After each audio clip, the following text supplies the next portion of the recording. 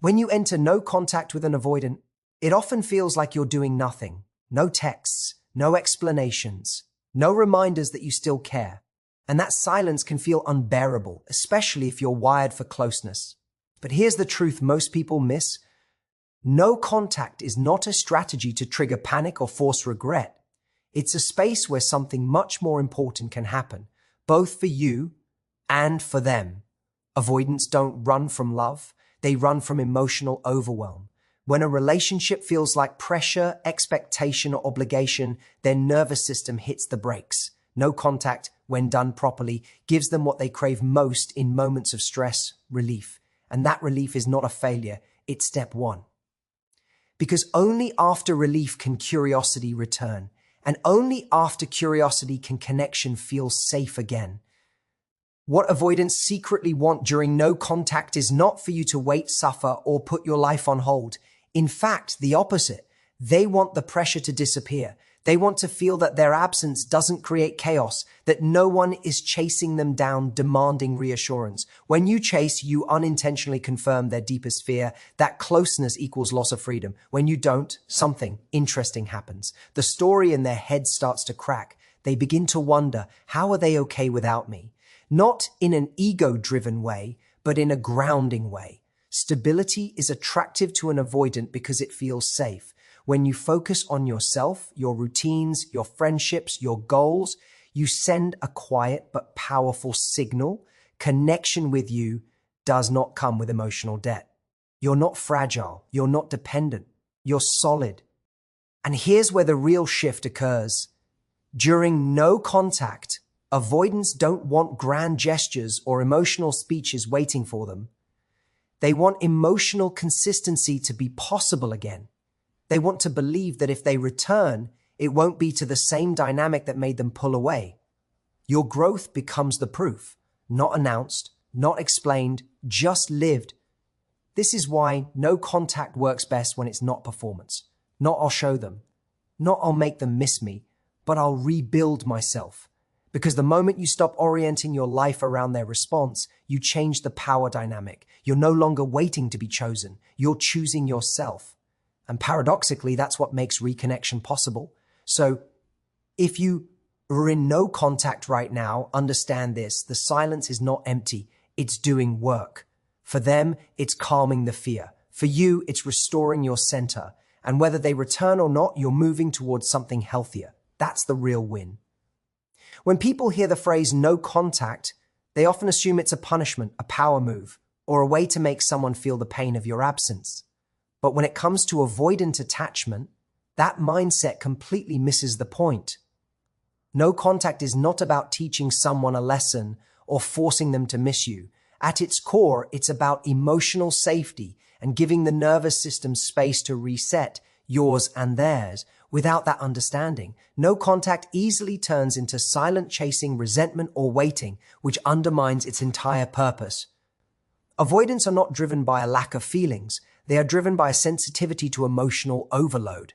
When closeness starts to feel like expectation, pressure, or responsibility for another person's emotional state, their system goes into self-protection mode.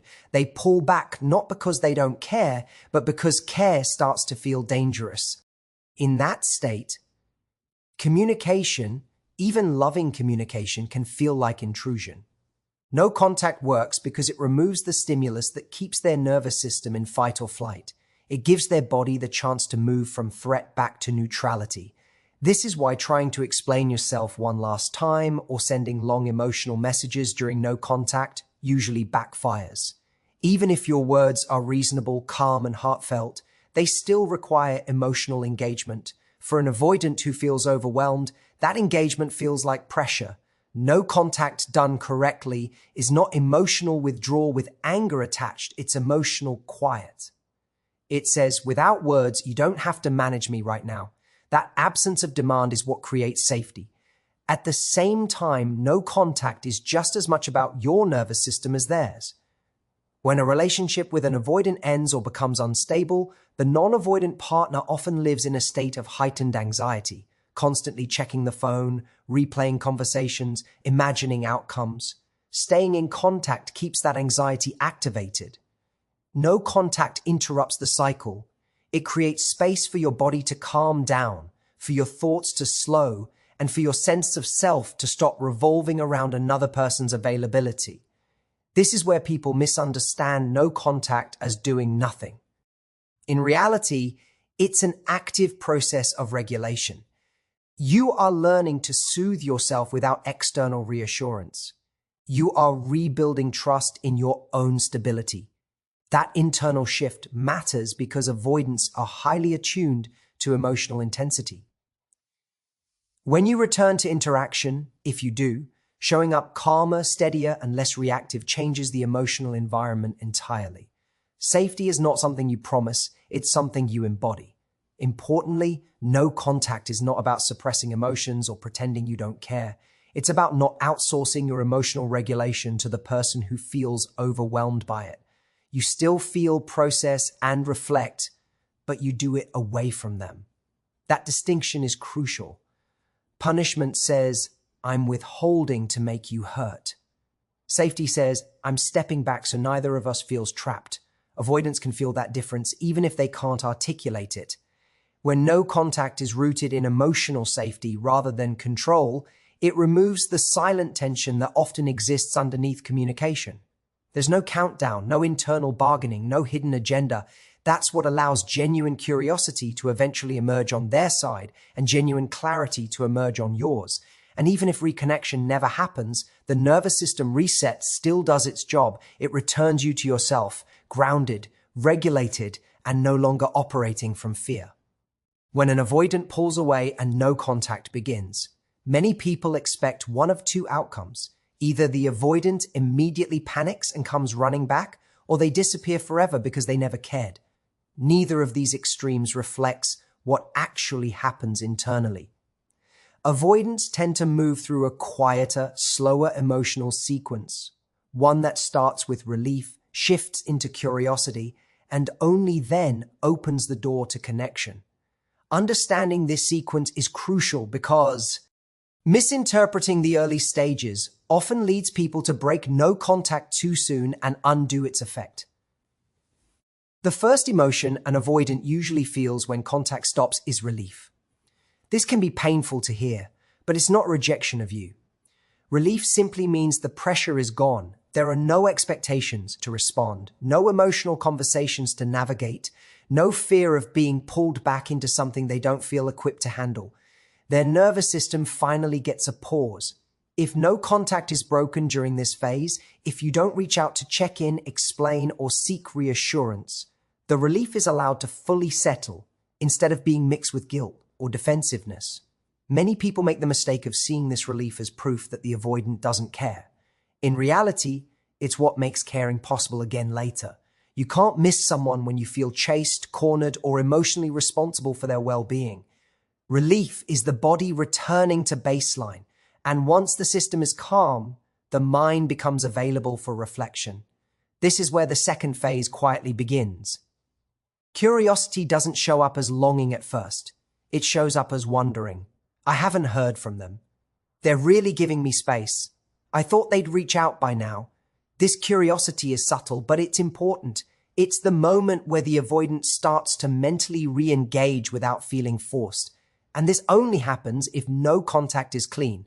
No vague check-ins, no social media baiting, no indirect messages through friends. Consistency is what allows curiosity to grow. Curiosity also challenges one of the avoidant's core beliefs, that closeness leads to loss of freedom. When you respect their space without collapsing, chasing, or trying to regain control, you present a different experience of connection. You become someone who can exist independently, not someone whose emotional state depends on their availability. That shift is powerful because it makes the idea of reconnecting feel less threatening. Only after curiosity has space to develop does connection become possible, and connection for an avoidant doesn't begin with dramatic realizations or emotional confessions. It begins with safety, a small reach out, a light message, a low-stakes interaction. At this stage, they are testing whether the environment feels different, whether re-engaging will pull them back into pressure, or whether it can exist alongside autonomy. This is where many people sabotage themselves. When the avoidant finally reaches out, the temptation is to unload emotions, ask where things are going, or seek reassurance for the silence.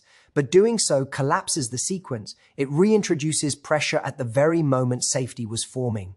Responding with calm, warmth, and emotional steadiness keeps the door open. It confirms that the relief they felt wasn't temporary, and that connection doesn't require them to sacrifice their sense of self. The key thing to understand is that this process cannot be rushed. Relief cannot be skipped. Curiosity cannot be forced, and connection cannot be demanded. No contact works not because it manipulates emotions, but because it respects the avoidant's internal pacing. And in doing so, it gives both people the best chance of engaging from choice rather than fear. One of the deepest fears driving avoidant behavior is the belief that closeness automatically leads to loss of freedom. To an avoidant, emotional attachment often feels like a slow tightening of expectations, where love becomes obligation and connection becomes responsibility.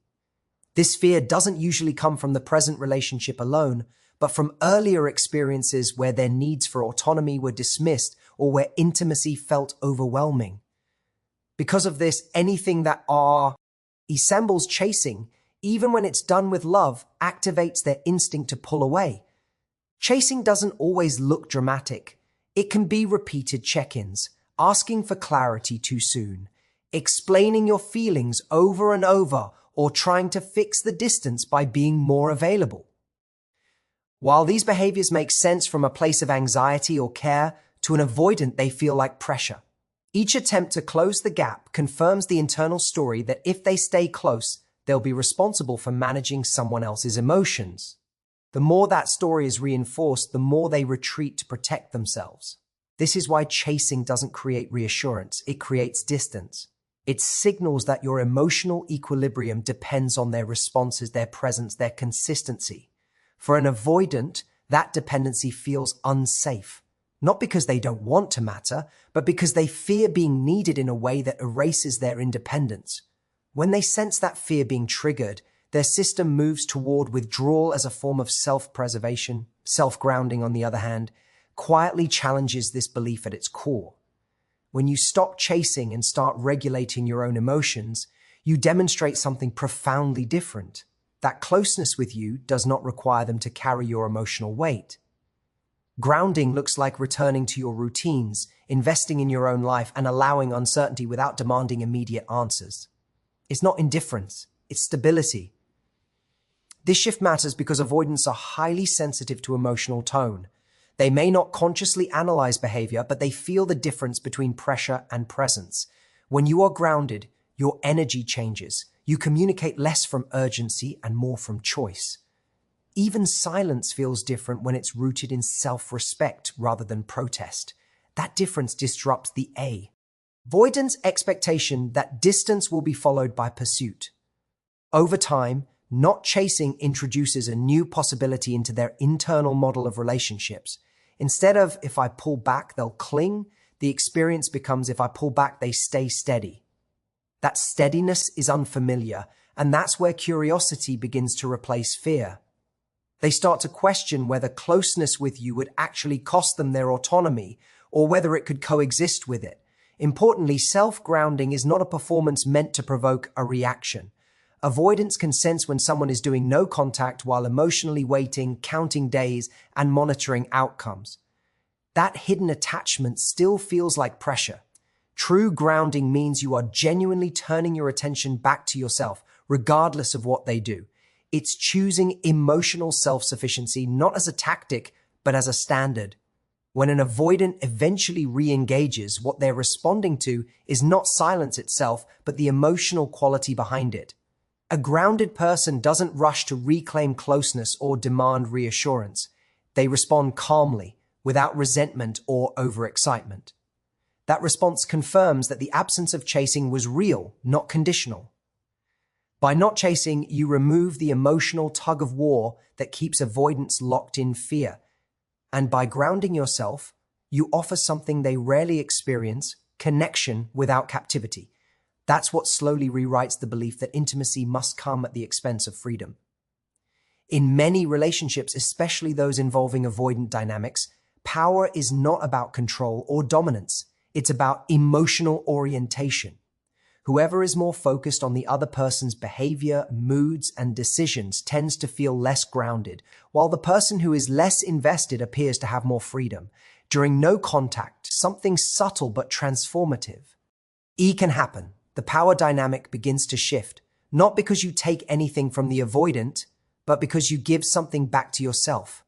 Before no contact, it's common to measure your emotional state by their availability. A message lifts your mood. Silence creates anxiety. Plans, or the lack of them, dictate how secure you feel.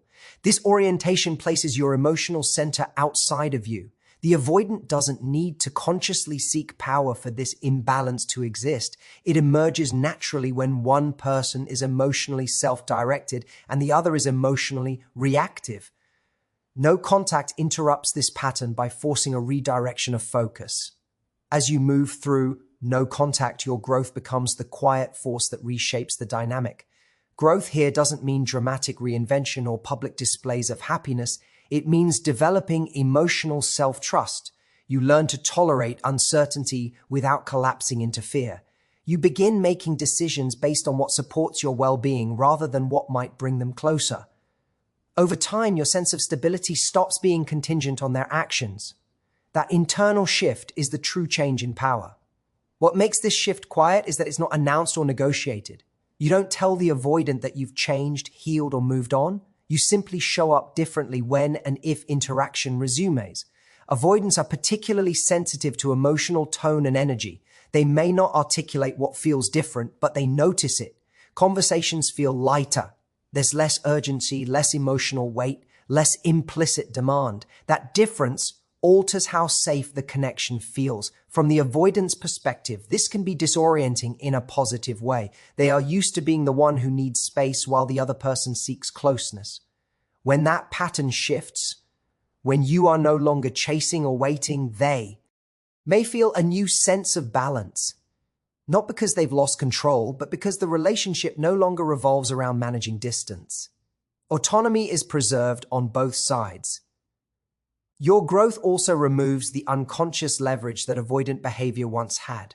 Withdrawal no longer produces the same reaction. Silence no longer creates panic. This doesn't make you cold or detached, it makes you resilient. And resilience is attractive because it signals that connection with you is a choice, not a responsibility. The avoidant is free to approach without fearing that closeness will trap them in emotional obligation. Importantly, this shift benefits you regardless of the outcome. If the avoidant never returns, you are no longer left in a state of waiting. You've rebuilt a life that feels complete on its own terms. If they do return, they meet a version of you that is less reactive and more discerning. You're no longer trying to restore the past, you're evaluating whether the present feels healthy. This is why growth during no contact is not about proving worth or inspiring regret. It's about reclaiming authorship over your emotional life. The power dynamic shifts because you stop negotiating your value through their attention. And in doing so, you create the only foundation on which a balanced connection, if it happens at all, can exist. When people go into no contact with an avoidant, the hidden hope is often very specific, that the distance will make the other person realize what they've lost and come back changed. While that can happen, focusing solely on that outcome quietly keeps you stuck. It keeps your growth conditional. Keynote 5 challenges that mindset at its core by shifting the goal entirely. The purpose of no contact is not to get someone back, but to become someone safe to come back to. And safety, in this context, is emotional, not performative, avoidant. Don't fear love itself. They fear the emotional environment that love creates. They fear being responsible for someone else's happiness, being pulled into intensity they can't regulate, or losing access to their independence. If no contact is used as a waiting room, those fears remain intact. The moment they sense that your well-being still hinges on their return, the old dynamic reappears. That's why becoming safe is not about being nicer, quieter, or more accommodating. It's about becoming emotionally self-contained. Emotional safety means you can experience closeness without urgency. You can enjoy connection without needing to define it immediately. You can tolerate space without interpreting it as rejection. This doesn't come from intellectual understanding. It comes from lived practice during no contact. You learn that your life continues even in the absence of certainty. You build routines, relationships, and meaning that don't collapse when someone pulls away. That stability is what changes the emotional tone of any future interaction. Becoming safe also means releasing the unconscious need to be chosen. When your self-worth is no longer tied to whether an avoidant returns, your energy shifts. You stop over-explaining. You stop negotiating your needs into palatable shapes. You stop abandoning yourself to preserve connection. Ironically, this is often the version of you that avoidants feel most drawn to, because it doesn't come with pressure. But the key difference is that you're no longer orienting yourself around their desire. If reconnection happens, being safe doesn't mean you accept the same dynamic again. Safety includes boundaries. You're able to state what works for you without fear of abandonment. You can respond to mixed signals with clarity instead of anxiety. You can walk away from inconsistency without turning it into a personal failure. That capacity is crucial because avoidants often test safety unconsciously. They need to feel that closeness won't trap them, but also that distance won't destabilize you. If reconnection doesn't happen, the work still holds its value. You don't return to chasing or waiting. You don't remain emotionally tethered to someone who can't meet you. Instead, you carry forward a stronger internal foundation into future relationship. You become someone who can engage securely, regardless of the other person's attachment style. That's the real success of no contact. This reframing removes desperation from the process. No contact stops being a countdown and becomes a transformation. You're not trying to convince someone to see your worth. You're embodying it. And whether the avoidant returns or not, you're no longer operating from fear of loss. You're operating from self-trust. That's what makes you safe, not just for them, but for yourself and anyone who enters your life next. One of the most misunderstood aspects of dealing with avoidant dynamics is the belief that clarity comes from conversation alone. People assume that if they could just talk things through at the right moment, say the right words, or ask the right questions, everything would settle. But with avoidance, clarity rarely comes from discussion during emotional intensity. It comes from space. Keynote 6 centers on this idea. Silence is not confusion for an avoidant, it's information. And how you handle that silence determines whether clarity ever becomes possible. Avoidants process emotions internally and often slowly. When emotions are activated in real time, especially during conflict or moments of vulnerability, their system prioritizes self-protection over insight.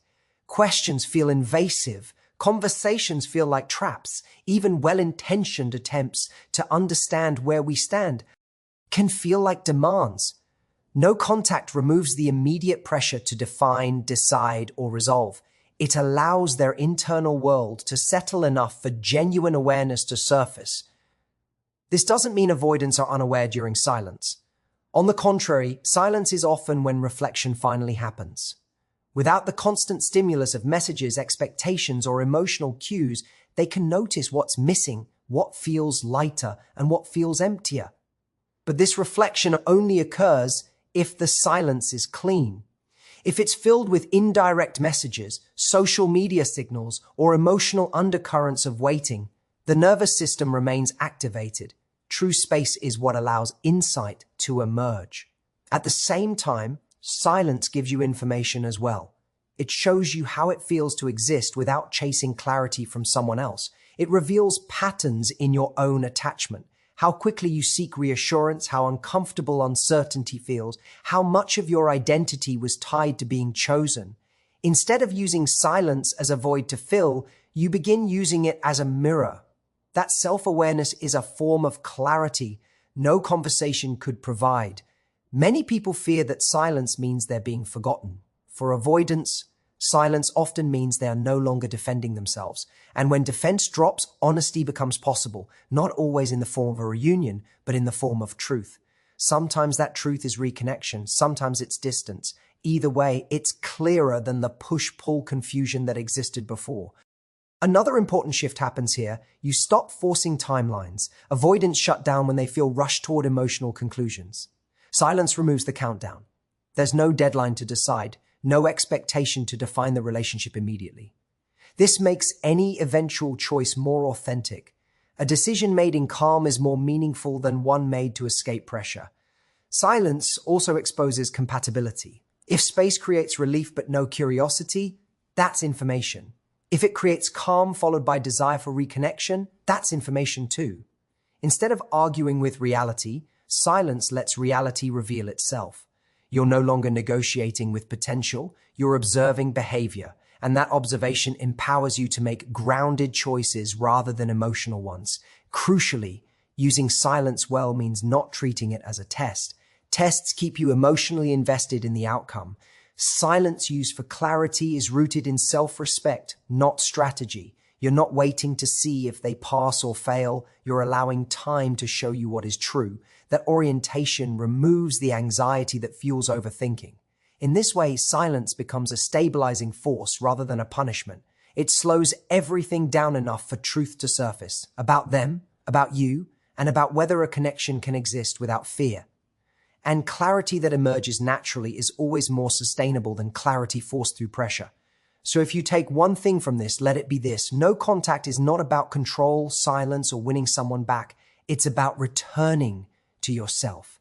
When you stop chasing, start grounding, and allow space to do its quiet work, you shift from fear to stability, from reaction to choice. Whether an avoidant returns or not becomes secondary to the fact that you've rebuilt emotional safety, clarity, and self-respect within yourself. And that foundation changes every relationship you touch going forward. Thank you for giving me your time, your attention, and your openness today. I hope this helps you move forward with more calm, confidence, and trust in yourself.